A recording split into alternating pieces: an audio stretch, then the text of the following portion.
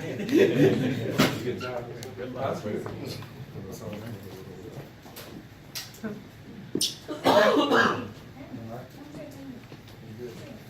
Thank you. No, hug. How's it going?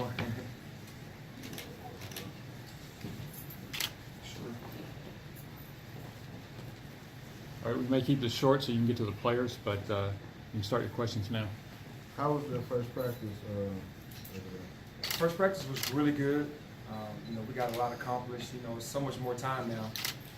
We look at the clock and you feel like we've done a ton of things. It's like an hour and 45 minutes, close to 2 hours, and go, wow, this is pretty cool. We've been rushed in the last couple months because we had 4 hours a week.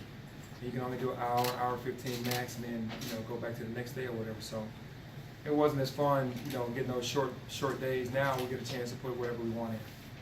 How is Jeremiah health-wise, and how cautious are you going to be with him leading up to the season? Actually, Jeremiah is probably about 80%. Healthy. To me, he's 100% healthy, but his conditioning is about 80-85%. So we are going to be cautious. Let him do as much as he can, not let him go overboard, because that's what happened with Jeremiah last time. He just works so hard and wants to get back so fast that he'll do things to himself that he shouldn't be doing. So we know when to calm him down. Hey, Penny, you won the hearts and wallets of the people in Memphis, but outside of Memphis, how do you improve the perception of the program to get, favorable recognition later in the season? Well, I think to improve the perception around the country, we just have to, do what we have to do. We have to play well. You have to win. And a lot of people, their eyes are on us. They're telling us that former colleagues and guys from the NBA and a lot of guys that I've known over the years are saying we're going to be watching you to see how you guys do. So we win them over by going out there and playing good basketball and ultimately winning games. Coach, has anybody stepped up as a leader in practice yet? Well, yeah, we talked about leadership last time, and when Jeremiah was out, Kareem Bruton stepped right into that role. He really wants it. He wants to get to a NCAA tournament. They've never had the opportunity to do that, and they're all excited. But Kareem Bruton is the guy that stepped up when Jeremiah was out. You've had Alex and Tyler pretty much go against each other when you were in high school. I saw on the 5-on-5 you kind of matched those two up. What's that like, just having that built-in competition that they've had throughout the years, and just to bring that to practice here at Memphis now? Well, for me, having coached against Tyler all those years, it's a blessing to have those two together. And I'm sure they'll say they're the best of friends. And to be able to compete against each other in practice every day, to make each other better is amazing, because that's what you want. You want to be pushed every day. And those guys aren't letting up on one another or anyone that's guarding them or that they're guarding. So it makes it for better for our team, because those guys are getting ready to play. So what is backing off that? Can you? What have you seen from Tyler? And is there things that you've learned about him now that you need to know about him when he's the opposition? The things that I've seen from Tyler is that he wants to be coached. He wants to be pushed. He's a yes sir, no sir guy, and he's picking up 94 feet. He never really had to do that in high school. The way you play high school, you don't have to, to defend like that. But now he knows that we need him to do that, and he's picking up 94 feet. And he's one of our better defenders. And we're really proud of that. Everyone knows he can score. He might be the most dynamic scorer, pound for pound, in the country. But defensively, he's showing us that he really wants it. Can you break down some of the options you got at point guard? You said a little bit on Tyler, but the options you got there, and then just as a former point guard yourself, how important that position is to your team's success? Yeah, I think we have 5 point guards. Honestly, they can play multiple. 3 of them can play multiple positions. Maybe 4 can play multiple positions. Alo, Jeremiah, Kareem Bruton, and Tyler, and then you got Antoine Jones. We've been playing him at the point guard, 6'5". He's a bigger point guard. So, and then those guys can play multiple positions. So you want that depth at your guard position, because to me the guards that's who win the game for you ultimately. You've coached Alo for several years now. What changes are you having to have him make to his game to transition to this level of play? Well, I think he just has to get used to the speed. I've been preparing him for this level since 6th grade. I just didn't think that I was going to be coaching him in college, but I've been preparing him to be a college Division I point guard since 6th grade. So he's been adapting pretty well, but the speed of it, decision making is something that you have to deal with, because in high school you can get away with so much more passing the ball if you're more athletic than everybody else. But on this level, you might not be the most athletic one or the fastest one. You got to figure it out. So he's figuring it out. Penny, what does this team have to get from Davenport for you guys to be as good as you think you can be? We're going to almost have to get a double-double. A double-double from him puts us in a great position. Keevan is a guy that we're asking a lot of, and we need him to play big every single night. He can't have an off night. And I know that's, he's a kid, and there's going to be difficult times, but we need him to be that guy for us because he was the second leading scorer on the team last year. What was your kind of initial impression of him in terms of, I like this, I think we need to work on that? What did you say? Well, initially I saw how athletic he was, and that he could shoot the ball really well. The things that we need from him is that those tough rebounds in traffic, getting a basket when we need a basket from him. Sometimes he shies away from it and kind of lets the guards kind of take over, but we need him to be a little bit more selfish this year. There's obviously been a lot of attention focused on you from the media, and you can't really control that. Do you sometimes wish people talked more about the team rather than like you with the new coach? Do you think about that at all? You know what? I understand what's going on. I've had my day, and that's the reason why I'm being talked about. The motivation for the players is to, while they're talking about me, they are seeing you guys. So then they're going to start talking. As long as you're doing what you're supposed to do, then they're going to start talking about you guys. And I think that will shift as the season goes on. Those guys are really working hard, so I'm sure that will shift. In high school, you had a good opportunity to manage egos, but as you get older, those egos get more unmanageable. So how have you been managing those egos so far?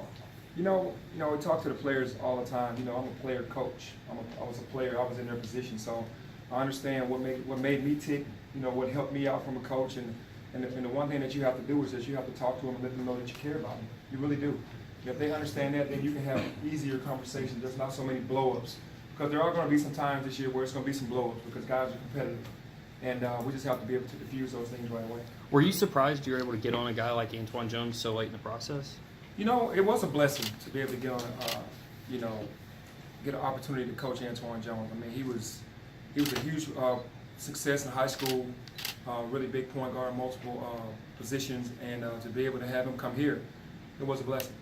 You guys have done work on the returnees. You've talked a lot about how well they've adapted, that they've bought in. Were you surprised? Was that a process? What has that been like? And is there any, now they're all one? So. It was a little surprising because usually you get a lot of negativity in the beginning. There was never any negativity. I think they saw that the freshmen and the newcomers were really good players, and they respected that right away. The respect factor was earned right away from those guys, and then the older guys just accepted it. And the younger guys also came in with no egos. They wanted to look up to the seniors and the guys that have been here, and that's what made it easier. Some of all those guys are going to have to be among your best players. So the returnees are going to have to be among your best players if you want to get where you want to get. Yeah, absolutely. And I think that's what they're kind of counting out the most by making us eighth and finishing eighth in the conference, is that those guys saw the conference last year. They know what to expect. They're veterans and they're hungry. So I think those guys understand what's at stake this year. Coach, Mike Parks has come in looking like a much slimmer guy from last year. Mm-hmm. Was that something you told him over the summer that he needed to be in condition? Right before the guys went home, before the first summer session happened, we told him the style that we were going to play and that we wanted him to be a part of it. And we needed him to get in better shape because he wasn't going to be a pounded guy in the post all the time. We're going to open it up, and he was going to be a pick and pop guy some, and then change it up, pick and roll. So he was very happy about that and felt like that's something that he wanted to do. And to his credit, he went home, lost the weight, came back in great shape. Coach, when you started recruiting Tyler and you're starting to go into those meetings, did you go into it, man, it's going to be a long shot. I got some ground to make up, but did you go into it, I'm getting this kid, he's special, he's staying here? What was the mindset? I felt like it was 50-50, to be honest with you, because, I could never get Tyler to play for me in AAU. You know what I mean? There was always this separation there with us and them. And I knew it was going to be an uphill battle because, when I had my AAU team versus Team Dad, there was always this big deal going on with us. So I knew I was going to have to go in and convince them, and it wasn't going to be easy. And I got to Tyler first. He was the first one that kind of bought into this could work, this could be really big for us. And then the family came around later and the other coaches came around later. But he is so happy right now and he's so excited. And I'm glad, I knew that he would be, and I'm glad that he chose to stay home. What did you say? What was it? Was it just I just kept telling him there was nobody like him in the country that we were recruiting, that he could come in and be a weapon for this school. And he liked the sound of that. And I was being honest with him. And I knew with his dynamics offensively that he was going to make everybody else better on our team. And that's what he's doing. How much does having Jeremiah allow you to, I don't know if experiment's the right word, but try different things with all those other guards and the versatility that they have? That's huge. I mean, Jeremiah he's such a leader. He plays so hard. and he makes up for a lot of things for, going to make up for a lot of things for the younger guys. And having him, and he's going to talk to him, kind of pull him through all of the mistakes and make things easier on him. So it's huge to have Jeremiah in that position next to those guys. Did you try to get Tyler to play for you in AAU? And do you remember Absolutely. the first time you ever saw Tyler play basketball? I tried to get Tyler to play for me on like 3 or 4 different occasions. I really wanted him that badly. The first time I saw him play, he was in middle school. But it wasn't in a middle school game, it was in an AAU game. And he was just so dynamic. It was probably at a tournament at, now it's World Overcomers Church, it used to be Central Church. What did you see? I just saw a little small kid, tough as nails, had deep range, no limit in his range, and could score the ball really easily. I was always amazed at how he could score the basketball being at his size. Coach, is there anybody on the team that can't dunk? As small as Tyler is, we saw him doing backflips, and I saw him dunk a couple of times doing the 3-man weave. Is there anybody that can't dunk on the team this year? Probably the only guy on the team that can't dunk is Evan Oles. Probably Evan. Evan might be the only one that can't dunk.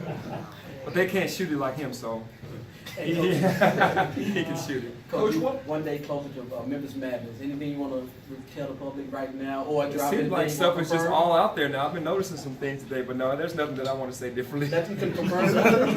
I really can't. I can't.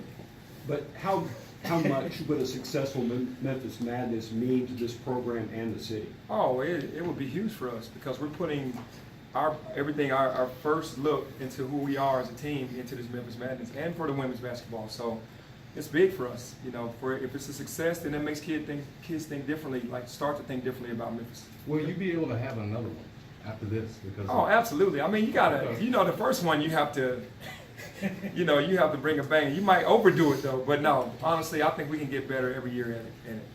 Because what are some of the selling points you tell recruits for Memphis? Well, basically that we can help you with your game. That we can help get you better, develop you, teach you, help you understand, especially if you want to go to the next level. Even if you're not trying to go to the next level, we can help you become a better player on a daily basis. All right, one more question. Coach, just one last question. Like, how important is it for the fans to come out to the FedEx Forum? Because last year, like, the average attendance was only 6,000, and like capacity is like 18,000, 16,000 in the Forum. Like, how important is it for the fans to come out and support the team? It's this very year? important because when I played in school, it was a sold-out building every night, and that helped us. That was our sixth man. We were out there when we were feeling down. The crowd just kind of gave us that extra energy, and then it just depletes the other team. When you have that noise in there and it's really loud, and they see all those fans in there, it does something to the other team as well as doing something to your team. It uplifts us. So we need everybody in the building. Thank you. Thank you. Thanks, Coach.